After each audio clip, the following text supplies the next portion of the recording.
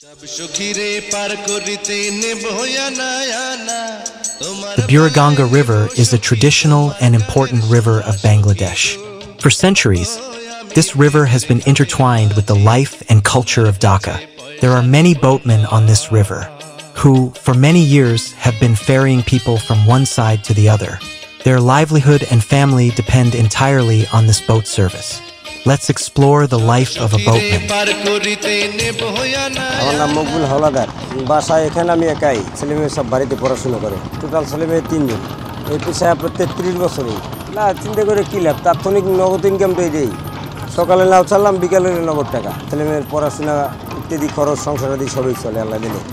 চালাবার মালিক তো একজনই ছিল, আমি চেষ্টা করি। এক মেয়ে বিবাহ দিছি, আর এক মেয়ে বিয়ের উপযুক্ত, আর ছেলে এখন বাইরে দিবে। উনি বিষয়ও আনছে, কাতার দেবে না, 2 মামু কাতারে আছে।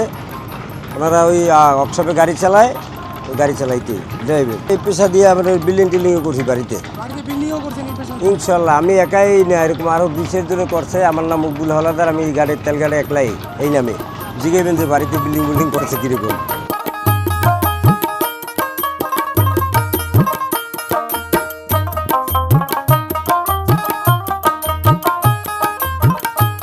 আমরা যখন আইছি তখন তো মনে করেন এত নৌকা তো মাঝিমেলা ছিল না, তখন ইনকামের একটা টেস্ট ছিল।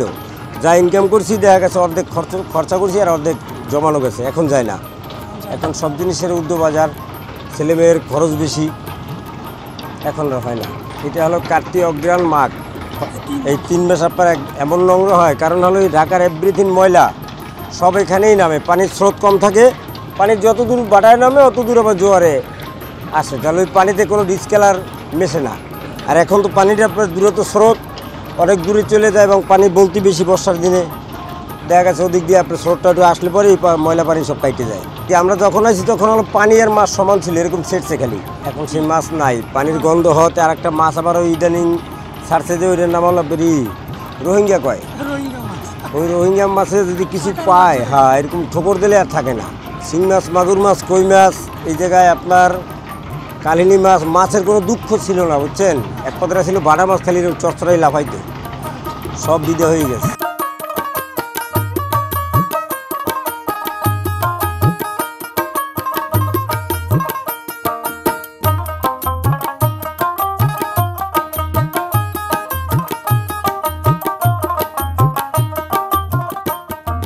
যখন আমরা প্রথম আসি তখন পানি এরকমই ছিল সবসময়, এর থেকেও মানে ফসা ছিল পানি। হ্যাঁ একদম মানে পানি দিয়ে মানুষের রান্না করেও খাইছে। এখন রান্না তো দূরের কথা, এই নদীর নাম শুনলে কেউ নদীতে নামে না। আমাদের এই ঘাটে মনে করেন 400 মাঝি আছে, রানিং সবসময় যখন 200 মাঝি থাকে। হ্যাঁ ওই বাড়িতে যায় আসে, নৌকা কাজ করায়, হ্যান ত্যান। এই আমি তো মনে করি অনেকে, যেহেতু মনে করেন ওই পারে যারা বাড়ি গাড়ি করছে, কোটি টাকার বাড়ি এখন সলাপুরে দিতেছে, মানুষ চলাচলিতে অব্যাহতি সমস্যা।